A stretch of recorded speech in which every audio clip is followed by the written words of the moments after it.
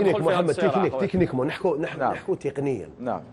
اليوم المنتخب الارجنتيني سجل على المنتخب المصري 3 أهداف. نعم.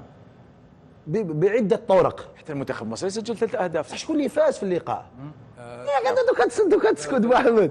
كاين تحكيم اثر في نهايه المباراه. ما كاش تحكيم محمد، ما كاش تحكيم. الجميع يتحدث عن اسمع، تنين راحوا لك على المرتدات. هدف ثالث مقبله ميدو تكلم لك، اعطى لك اناليز، قال لك نورمالمون دو المنتخب المصري ديجا انت 45 دقيقه وانت تلعب في الدفاع بكتله جد منخفضه، تدافع تقريبا ب8 لاعبين او 9 لاعبين. سي نورمال، معليش كل واحد يلعب على لي بوينت فور ديالو. مي نتايا سجلوا عليك 3 أهداف، انت سجلوا عليك 3 أهداف اليوم، ما تقدرش تقول لي 3 أهداف مستحقه و3 أهداف. اخي ما كاش افير فار ولا زعما اورجو ولا كان لقطه قال ما سجلوا عليك 3 أهداف معناتها. المنتخب الارجنتيني تقول لي مقبله تقول لي كانوا صفوره وكان بيان سور خويا على مغادره كاس العالم. الناس عندهم حراره وعندهم غيره على القميص تاعهم. سيفيري يقول لك نخرجوا ضد منتخب اللي ما عندوش خبره كبيره في كاس العالم. نعم. اللي ما عندوش مستوى تاع المنتخب الارجنتيني. لهذا بيان سور بصح خويا المنتخب الارجنتيني دخل بشخصيه البطل وعاد المباراه تفيق باللي خويا. نعم. شخصيه بطل. حنايا شامبيون دو موند، حنا الارجنتين لازم هذا ما ندخلوها سونتيمو. باسكو علاش؟ باسكو بلد افريقي وكذا وحقرنا لاربيت. كيما ثاني المقابله تاع الوسمو تاع السينيغال، كيما المقابله تاع الكاب فيرا وكذا. يجوا يجبدوا لنا اسباب. نو حقيقه باش نهضروا على الشيء هذا. انا على بالنا باللي المنتخب قوي، وعلى بالنا باللي المنتخب المصري في ال10 دقائق الاول ما كانش مركز مليح وغلطات فرديه. نهضروا بالاخطاء الكارثيه هذه. اخطاء كيما هذه ما تكونش في المقابلات في مستوى عالمي. فهمت؟ تكلمت على خطا واحد طيله 90 دقيقه. اسمع، مؤثر عباك الحدث المؤثر. كي راحوا مصر راحوا 3 كونتر 2 كانوا واسمها الكونتر اتاك الاخرانيه. راحوا 3 كونتر باش يعرف الملموس باش يعطيها باس ويخرجوا وحده فاصل باش ما طاها. بارك الله فيك. ميدو، اريد ان استمع لرايك، جاوبني بكل صراحه. بن شبير قال منذ قليل، قال او لمح او تحدث في هذا الخصوص، قال بان الفيفا تساعد الارجنتين وبالاخص تساعد ميسي لاسباب تسويقيه او لاسباب خفيه. لانه ميسي لاعب عادي، مستواه درجه ثانيه فرنسيه، يلعب في المنتخب الارجنتيني. ميسي يحتاج الى الفيفا. اليوم نجيو نديباتيو هنا بعد 20 سنه السيد يرفدو يخبط. نجيو بعد 20 سنه مازلنا نحكيو بلي الفيفا تساعد لاعب خارق، افضل لاعب في التاريخ، تساعدو باش يروح يمشي في المونديال. أنا هذا الكلام لا أستطيع أن أتحدث عنه. نعم. أنا أتحدث بما أشاهده. علاش ما كانش يمشي لما كان في أوج عطاء وكان في عمره 22 23 24 سنة، كان يدي بالربعة في كأس العالم؟ على ما كانش يمشي بعيد. على ما كانش يدي بلوس 35 ans شامبيون دو موند، 35 ans شامبيون دو موند في 2022. مي اون بارل دو سا. أنا نقول لك علاش رانا نتحدثوا هكذا. لماذا هذه الضجة؟ الضجة هذه صارت لأن المنتخب الإسباني عصر المنتخب البرتغالي وبعده من الدورة. اليوم رانا نحكيو لازم نلقاو سبة لأن الأرجنتين مشى في كرة قدم. نحكيو باللي هذا أفضل لاعب في تاريخ كرة القدم.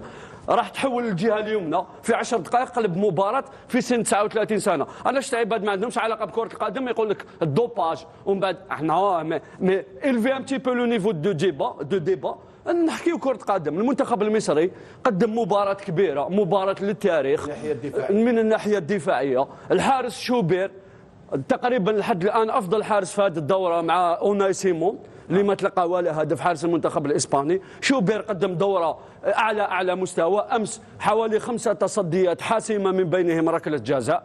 ساعد المنتخب المصري أنه يبقى في المباراة. لكن أنك تتلقى هدف ثالث من هجمة مرتدة وأنت تلعب أمام المنتخب الأرجنتيني بطل العالم 3 مرات وحامل اللقب لحد الآن، وعندهم سلاح اللي ما عنده ولا منتخب آخر اللي هو ليونيل ميسي. يعني تلعب ناقص لاعب مقارنة لهم بسبب وجود ميسي.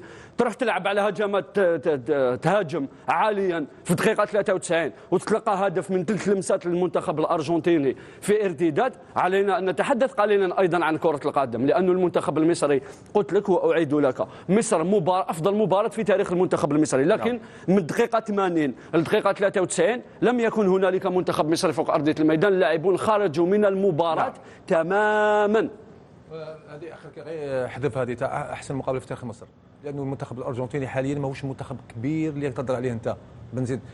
ثانيا احنا من مناصر المنتخب الوطني، ماناش كريستيانو ولا انت تهضر بكلام انك بيسي. اسمعني لا تحدث عالميا. لا خليني نفهمك حاجه. ما فهمتنيش. البارح اداء المنتخب الارجنتيني محير ومغلق، سيبال هذاك اللي يقتضي عليه فايز في كاس العالم. لحد الان المنتخب الارجنتيني مازال ما يقدر في الربع النهائي يخرج مع سويسرا عادي. نو اسمع لي، مازال ما الى با كونفيرمي هذاك النيفو تاعو. قال باغ اكزومبل تاع الشامبيون دو موند. شوف معنا حنايا والله سي لاربيتراج، باسكو ديبيت ماتش كان فيراج تاع الكارطون روج، تروح تشوف لي زوتر ماتش غير مع الكافير كان قادر يخرج. اعطيني اسمعني اسمعني صرايف الكافير وراي تسجل اهداف. ميسي ميور بيتو في الكوب دي موند، واحنا لو كان كاش لو كان في الفوتبول. الكافير بالون امبارح ما ديركش سيربريز. اسمع الكافيرا ما كون راهم سامي، راهم في الكافيرا، راهم دوكا يعوموا لي جوار تاعهم راهم فاكونس.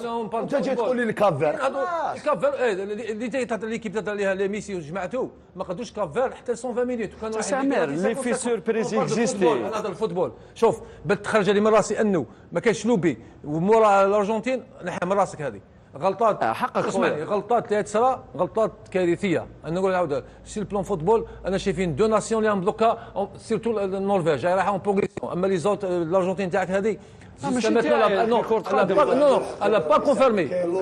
امين الا با كونفيرمي. تفضل حتى نمر الى فاصل. بسيطين الميدو نغلقوا بصح لازم يجاوبنا. قال لك نهضروا كره قدم، انا والله راح نتكلم معك كره قدم. نعم. سؤال والله غير سؤال واحد بسيط واريد اجابه بسيطه، نعم او لا. نعم او لا. 2022 نصف النهائي امام المنتخب الهولندي. لا ربع نصف النهائي ضد كرواتيا امام المنتخب الهولندي. هل كان ميسي يستحق بطاقه حمراء ام لا؟ جواب بسيط. علاش نوليو 2022 باربع سنين؟ نعم او لا. لقطه واش من لقطه تاع المنتخب لما الهولندي. لمس الكره كانت عنده بطاقه صفراء وزاد لمس الكره بطاقه صفراء امام هولندا نهلا في نهايه المباراه. كان عنده يستاهل بطاقه حمراء ولا ما يستاهلش؟ بطاقه حمراء مباشره. يستاهل ولا ما يستاهلش؟ لا لمس الكره باليد في اثناء اللعب بطاقه صفراء. لمس المتعمد للكره اثناء اللعب بطاقه صفراء. مع المنتخب الجزائري لا بطاقه حمراء في صوت عفس ولا ما يخرج بطاقه حمراء. انت مع مندي بطاقه حمراء مستحقه. لا باش نحكيو لوجيك. كونتر الجيري ضد الجزائر بطاقة حمراء مستحقة. نعم. عفسلوا على المولي يقول لك بارتي. شوف في قوانين الفيفبول نعم. يقول لك بارتي اوتيليزي كرومبون بارتي توشي مولي تيبيا جونو جومب وين تيتيليزي لي كرومبون ديالك حمراء مباشرة. استعمال مسامير الحذاء على اي كومبارتيمون تاع الكور، على اي جزء من الجسم. نعم. يعتبر طرد مباشر لانه بارتي يوتيليزي كرومبون بارتي توشي نيمبورت كال بارتي. نعم. بطاقه حمراء. لا امام مندي بطاقه حمراء اخويا. ما نقولوش ضد شكرا جزيلا لكم مشاهدي الافاضل. البرنامج متواصل.